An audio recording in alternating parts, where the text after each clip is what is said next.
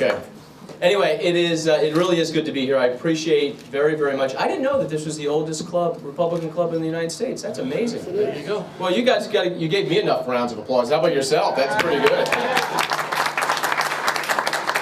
I want to thank Phil and Joe and everybody for your help. Good to see Grant. Congratulations. On to victory for Grant and on to Congress. Eric, thanks for fighting the battle. I know it's tough, but thanks for fighting the battle for all of us in City Hall. And so, you know, I'm going around all of New York. I was in Suffolk before here. One more stop up in my neck of the woods in Westchester later. And yesterday we were up in Washington County, which is north of Albany. So we're all over the state. In fact, we've hit 56 of the 62 counties already, and we will get them all done real soon. And no matter where I am, whether it's right here in Queens, which, by the way, Queens is very much a part of me and my life. My mom grew up in Corona. She went to St. Leo's, so we've been going to Spaghetti Park for a long, long time. So Queens is very much a part of who I am, and we've spent many times, and I still have family right over there. And so my bloodlines run into Queens. My father was born and raised in the Bronx, so he taught me baseball. So if you're going to ask me who I'm rooting for, Mets or Yanks. So here's the question that I ask every single New Yorker, whether it's right here in Queens, or whether it's bordering in Nassau County, or where I am, or anywhere in the state. Okay, and it's a simple question. And the question is this: under this governor, as a state, are we winning or are we losing? And it's not a rhetorical question, because we need to have it answered on November 4th. And here's why, despite all the stuff to the contrary, despite the fact that Cuomo is spending literally $150 million on these startup New York ads, which are really just taxpayer-funded political commercials, but all the nonsense he's spewing about how wonderful New York is doing, here's the truth. And this is why I say New York is losing, and losing badly as a state. In all the categories that matter, all the important categories, we are getting our clocks cleaned by every other state.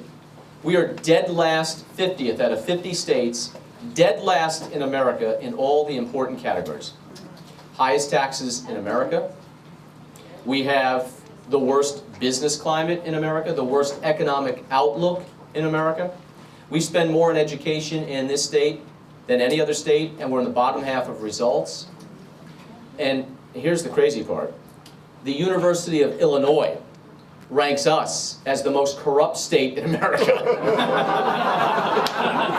And this is a democratic culture of corruption right now we've got going, whether it's City Hall or Albany. We've got a governor who now is very much part of that corrupt system, where his anti-corruption commission, and only in New York, has already been corrupted. And the governor himself may very well be a part of this. And that's why he's being investigated by the U.S. Attorney. So this is a corrupt state that unfortunately affects all of us. It's not just a couple politicians that are being led away in handcuffs. The corrupt deals that they sign together has to be paid for, and it's paid for by the taxpayers. It's paid for by us. So we're the most corrupt state, and all of this, including the AARP saying that it's the worst state to retire in, all of this means that unfortunately we have the state with the most outflow of our own residents. 400,000 New Yorkers. 400,000 New Yorkers have left New York in just the last 3.5 years under this governor. Now you think about that. That is an amazing amount of people that have just lost hope. They've given up, and they've left, and they're never coming back. So I'm here to tell you, it doesn't have to be this way. I mean, why should we settle for something like this? This is New York, and I know you guys are New Yorkers. So this is a state where we would never, ever have settled for second place. Ever. Even the Mets don't want to settle for second place. Actually, that'd be pretty good to get to second place. But we would never have settled for second place. And here we are dead last in the country in all the things that matter. So why do we settle for that? We shouldn't. We shouldn't. And so in 2009, when I decided to run for county executive, as Eric said, here's what I heard. You can't win. It's impossible. How could you win? Now, Westchester is 49% Democrat, 24% Republican. It's 1 million people, home of the Clintons, home of the Hollywood elite. So for Republicans, it's impossible, right? I said, you know what? This county was going in the wrong direction. Spending like crazy, taxing like crazy, businesses ready to leave. I'm going to offer a choice. And I knew in 2009 that the political climate was right to win. I knew our message was the right one. I knew the issues were on our side. And if we raised enough money, we were going to get that message out. Now, here's the conventional wisdom, right? You can't win, it's impossible. He had, the Democrat incumbent, had the machine behind him. He had the voter enrollment. He had the unions behind him. He had some Republicans who backed him. And we were outspent $5.5 million to $1.3 million. And I started that race at this point, just about this point, we were 30 points down in the polls. 30 points. We won by 13 points on election day.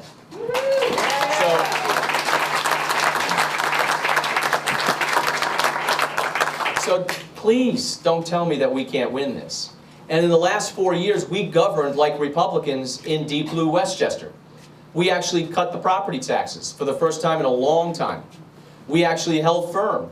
So for 4 straight budgets, we had no tax increases. We actually cut property taxes, with a 5th coming. I walked in the door, the budget was $1.8 billion. It's $1.7 billion today. We found savings. We lived within our means. Businesses reacted. The private sector reacted. 30,000 private sector jobs in the last 4 years. One of the lowest unemployment rates in all of New York. So it can be done. And we did it as Republicans. And in deep blue Westchester, they reelected us by 13 points. So the question then is, well, how did you win? Because you're totally outspent. We won because we did have the right message, but here's one thing that we did, and I'm glad that I rejected the advice I got from a political consultant. And I can see, I got to tell you, I'm really happy by the makeup of this room. Westchester's the 4th most diverse county in all of New York. You probably don't know that. You might be 1, but we're not far behind. We're 4th in all of New York. We're more diverse than Staten Island. We're tied with Manhattan, with New York County. So of our 1 million people, 22%, 220,000 are Hispanic, 15% African American. We have the 8th largest Jewish county in America. We have a growing Asian population, Indian American population. We look like New York. And so here's the advice I rejected. It was this: don't go there, they won't vote for you. Okay? There and they can be any place that traditionally won't vote Republican, any group that traditionally won't vote Republican. And you know what my message was? You know what my response was to that? Why would they vote for me? I haven't even introduced myself yet. And so I did spend time in Mount Vernon and in Southwest Yonkers and in other areas that are predominantly African American or minority. And I did go to Black Baptist churches. I did go to black businesses. I did speak with black homeowners and everyday individuals. Yo hablo español. Y este es muy útil y muy importante. So yeah, it's useful and it's important.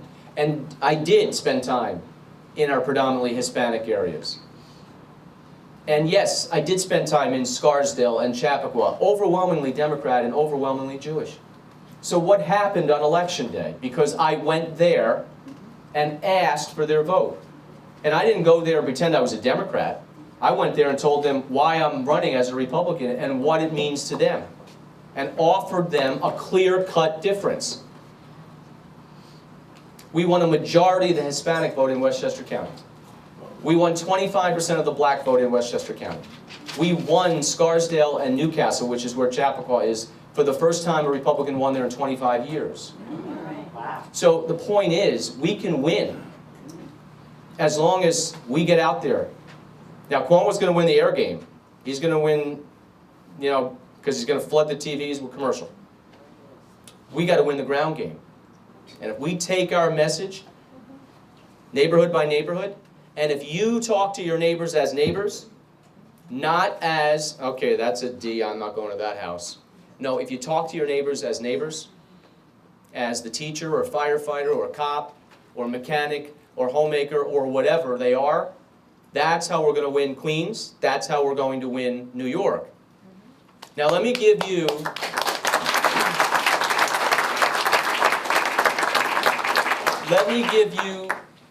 the inside scoop on how this race is won. It's not what you think. This is basically three sections, three pies, if you will, in a governor's race. Very different, obviously, than a mayoral, very different than a presidential election in New York. Half the total vote in this race is coming from upstate. And by upstate, by the way, I don't mean Westchester. I mean upstate. And we can do very well up there. In fact, we're winning in lots of areas there. And we can drive out the vote. And we need to.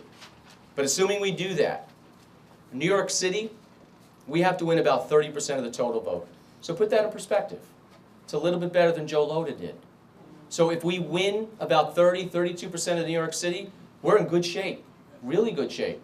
Because then the battle, the whole ball of wax is going to come down to exactly where I want it to.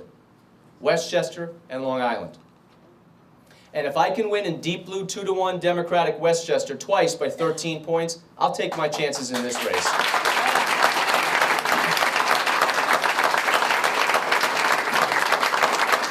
Now you've also heard, oh, Cuomo, ooh, he can't be beaten. Right, big lead, big lead. You know what? He's at the low 40s in job approval rating. Half this state says we're going in the wrong direction. The vast majority of people in this state say that things have either stayed the same or gotten worse over the last 4 years on all the important matters to them. So, please, we're energized. I feel it, I see it, I hear it everywhere. Republicans are energized. Independents are going to vote Republican this year. And you know what? I get to run against three people. I get to run against Barack Obama, and I get to run against the new gubernatorial ticket, Cuomo de Blasio. So, we'll give Hillary a pass this year. But if you're not frightened, as I am, and as all New Yorkers should be, by this new marriage of Cuomo and de Blasio, where Cuomo has now allowed de Blasio and the Occupy Wall Street Acorn group to take over the agenda, then I don't know what will scare you. Because if in the highest tax state in America, who thinks it's a good idea to raise taxes even more? And that's going to drive away businesses and people in record numbers. So, it can be won. We will win this as long as you get out, get your neighbors out. I want to see red dots all over Queens when we look at that big map at the end. We want to see those red blotches all over the place, and we can do it. And this is the year to do it. The climate is right, folks. The timing is right. So let's make New York great again. Why don't we do that and have the best comeback New Yorkers have ever seen?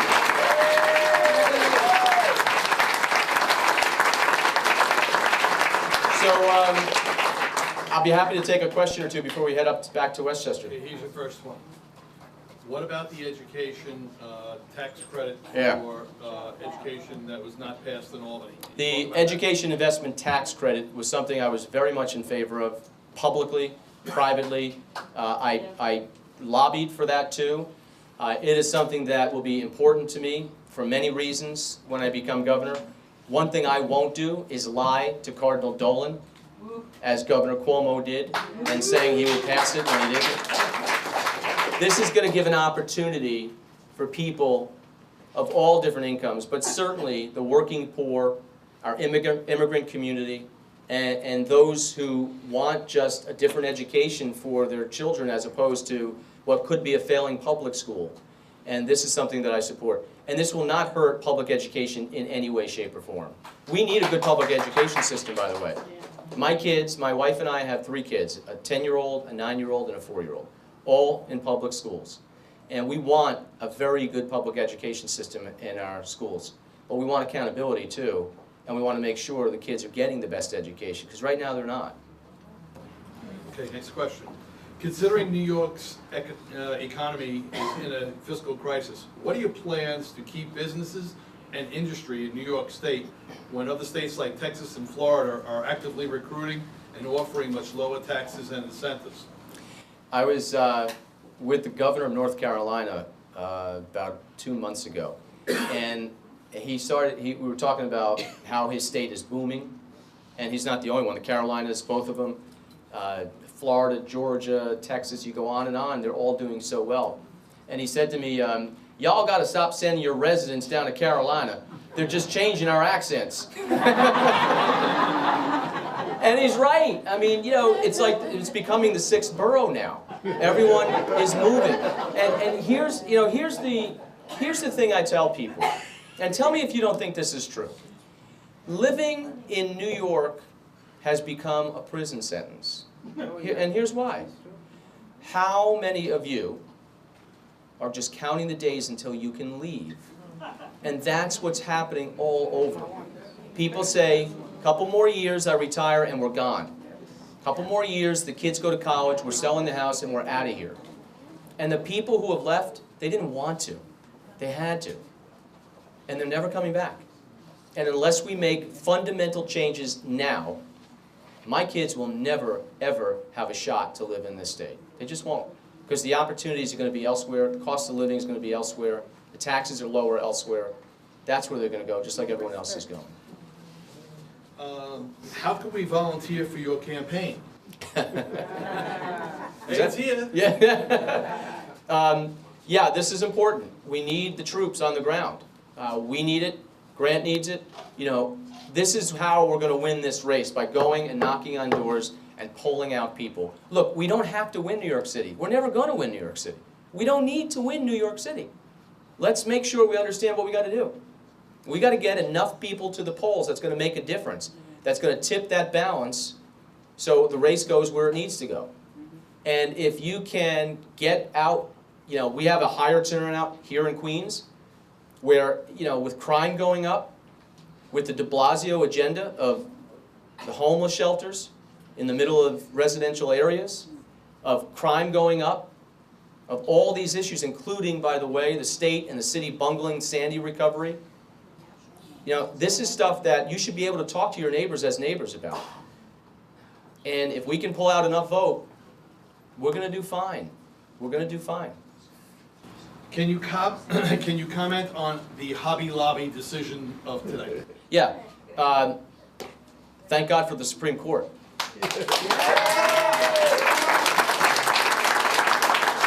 Because unfortunately, as you're seeing, we have a president who again today announced that he's going to issue an executive order to go around Congress to deal with immigration the way he wants to deal with it. And we've got a president and an executive branch that is completely out of reach, overreaching, completely out of control. And the only check right now are the federal courts, which is not how it's supposed to be. But at least the federal courts are starting to undo some of the things that this president has unilaterally done without the authority to do that. A little bit long, but I'll go through it. Many years ago, Andrew Cuomo's father, Mario, rose to prominence and ultimately became governor by assisting the middle-class families in Queens to protect them from low-cost housing being imposed upon them.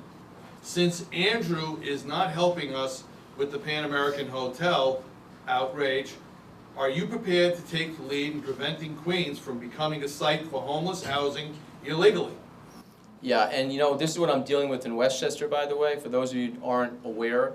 And I remember battles way back in the late 80s of young Andrew coming into Westchester, into my town, and trying to shove a major homeless facility right down our throats. And we actually stood up against that. So we're dealing with an out-of-control housing and urban development who is completely trying to take away local zoning rights and land use decisions from not just Westchester, but they just went into Nassau County, they went into Oyster Bay in Nassau County, and they're going to come to a neighborhood near you. And their vision is to break up single-family residential in favor of apartments and higher density housing. And they have attacked Westchester, and they've even said that quarter-acre single-family residential, quarter-acre, is potentially discriminatory and segregated. I mean, we're getting real crazy now, and I'm not yielding an inch to these guys. And you know, you've got to fight back before you know it. You're not going to realize where you're living. And this is strictly property rights issues and local zoning control, because zoning does not prohibit people from living anywhere. It prohibits what can be built or allows what can be built, but anyone is free to live anywhere they choose, certainly in Westchester and certainly, I hope, in Queens and everywhere else, if you can afford it, but you live where you choose to live. This is Let me take one more. Yeah, this is a little out there, but we'll try it. What is your position on martial arts legalization? I'm fine with that, because we're the only state that does not allow mixed martial arts in New York, and I think it could be a big help. You know, it could fill the Barclays, it could fill Madison Square Garden, it could fill Westchester County Center, and I don't see any reason why we can allow boxing, why we can allow wrestling, and why we can allow other sports but not this. All right? Thank you for having me here. Thank you very much. So much.